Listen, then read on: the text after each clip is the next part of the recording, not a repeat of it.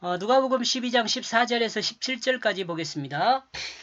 그러므로 그는 그 자신에게 말했다. 이 사람아, 누가 나를 재판관으로 세웠느냐? 너희의 물건을 나누는 자로, 나눈 자로나. 좀 읽기가 좀 불편하죠. 이렇게 읽으면 됩니다. 그러므로 그는 그 자신에게 말했다. 이 사람아, 누가 나를 너희의 물건을 나누는 자로나 재판관으로 세웠느냐? 이렇게 읽으면 되죠. 그러나 주님은 사람에게 자신은 재판관이 아니며 또한 상속받은 재산을 나누는 사람으로 있지 않다고 말하고 있습니다. 예수님이 하나님의 사랑과 하나님의 공의를 행하지만 이 땅에 사는 사람의 재산을 나눠주고 또한 재판관으로 오신 것은 아닙니다. 주님이 이 땅에 오신 목적은 하나님의 뜻을 따라 인간을 구원하여 영원한 하나님 백성으로 인도하는 구속주로 오신 것입니다. 예수님은 육체를 구원하여 영혼을 구원하는 것이 아니라, 이거 조금 생각을 해봐야 돼요. 육체를 구원하여 영혼을, 그러니까 병 고치는 것으로 영혼을 구원하는 것은 아니에요. 병 고침 받았다고 해서 그 영혼이 구원받는 것은 아니에요. 근데 영혼을 치료하면 육체가 구원받을 수 있어요. 그런 말이에요. 예수님은 육체를 구원하여 영혼을 구원하는 것이 아니라 영혼을 구원하여 육체를 온전히 사용할 수 있도록 하는 것입니다.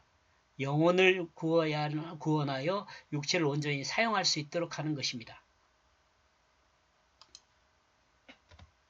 이에 대해 복음서들은 사람의 마음을 바꾸는 작업이라고 합니다. 영혼을 구원하는 것이. 여기서 영혼을 구원하는 것이라고 바꿔야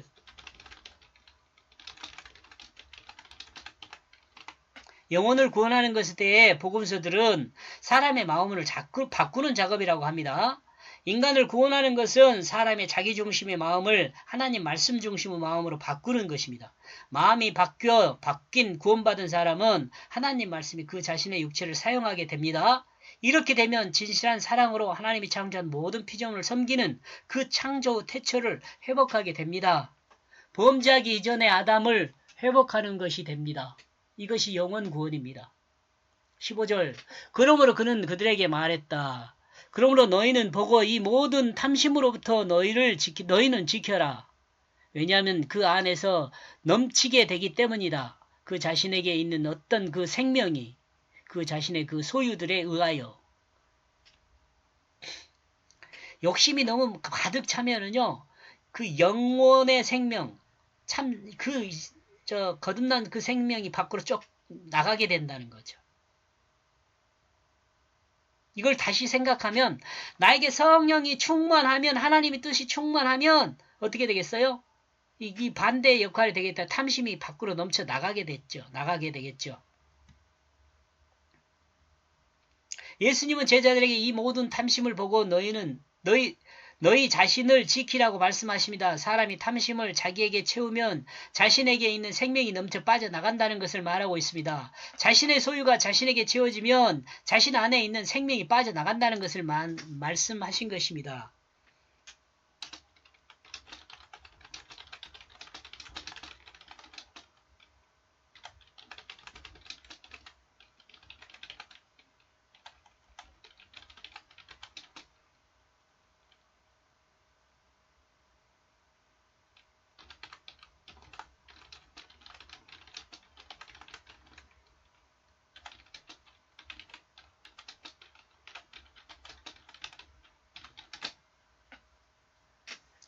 성령이 충만하면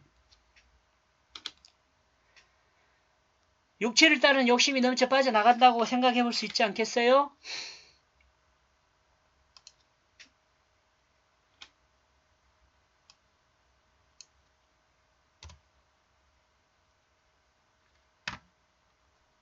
주님은 제자들에게 세상의 재물을 자신 안에 채우지 말고 자신의 생명을 유지하고 자신의 일에 대해서 사용하는 것을 말씀하고 있습니다.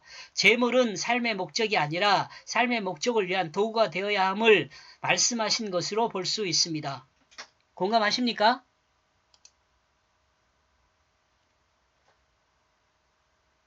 이 공감하기 힘들죠, 근데. 16절. 그리고 그는 비유로 말했다. 그는 그 자신을 향하여 말하고 있다. 그 자신들을 향하여 말하고 있다. 부유한 어떤 사람이 그 밭이 풍성한 소출을 냈다. 그 안에도 부자인데 그 부자가 밭에 풍성한 소출이 났어요. 곡식이 잘 돼서. 이것을 예수님께서는 비유로 말씀을 하십니다. 제자들을 향하여.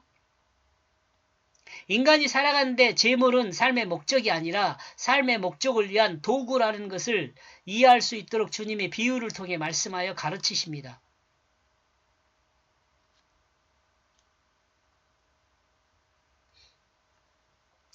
요즘처럼 물질주의 시대에 이를 이해하기란 여간 어려운 일이 아닙니다. 더욱이 실천하기란 더더욱 어렵죠.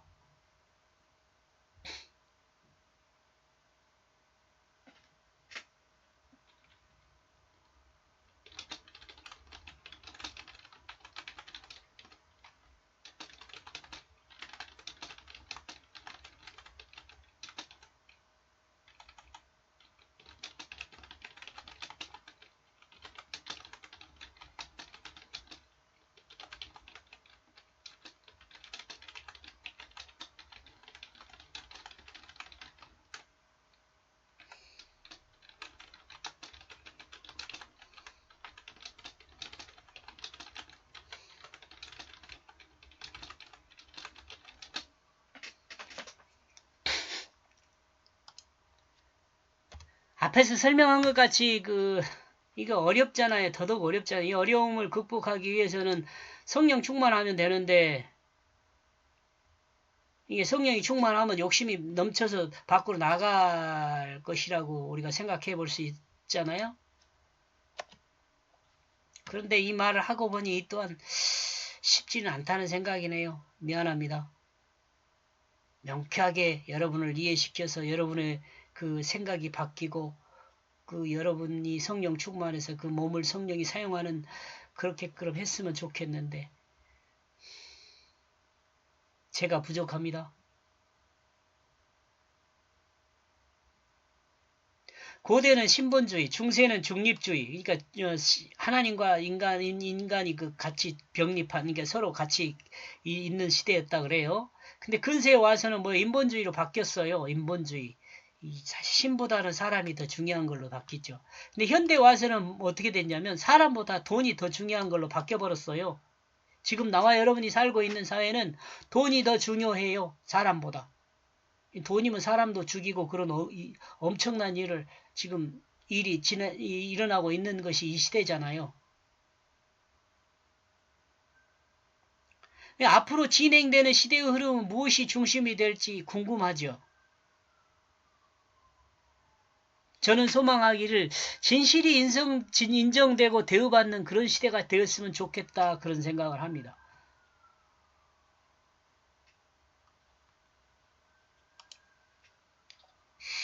17절 그로 그는 생각 중에 말하고 있다. 이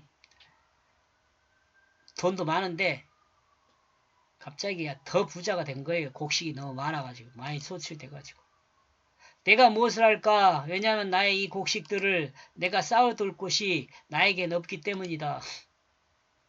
여러분 이러면 어떻게 하겠어요? 창고를 지어야 할까요?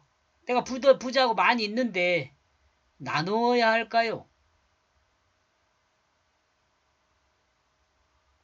부유한 사람이 풍성한 소출을 얻어 자신의 창고가 부족했습니다. 자신의 창고가 넘치게 되었습니다. 재물이 삶의 목적이 된 사람이기 때문에 자신에게 재물을 더 쌓아두어야만 하지요. 그러므로 창고를 지어야겠죠. 요즘 부자들의 고민, 이제 그 창고 짓는 건 다음 주에 나오니까 요즘 부자들의 고민은 가치를 어떻게 보관하느냐에 고민이 많습니다. 그죠? 은행에다 돈 넣어놔도 뭐 가치가 불어난 것도 아니고 주식으로 또 하면은 또 저 가치가 떨어지고 땅값 해놔도 옛날에는 좋았는데 요즘은 또 땅값도 떨어지고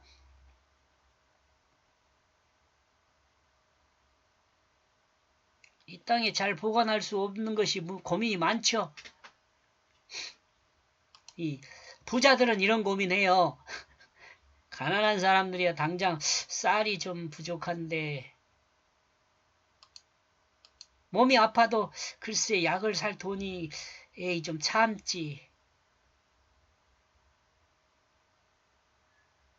병원에 예약이 돼 있어도 에이 이번에는 그냥 넘어가지. 아직은 내가 들어 누운 것은 아니니까. 가난한 사람 이렇게 살죠.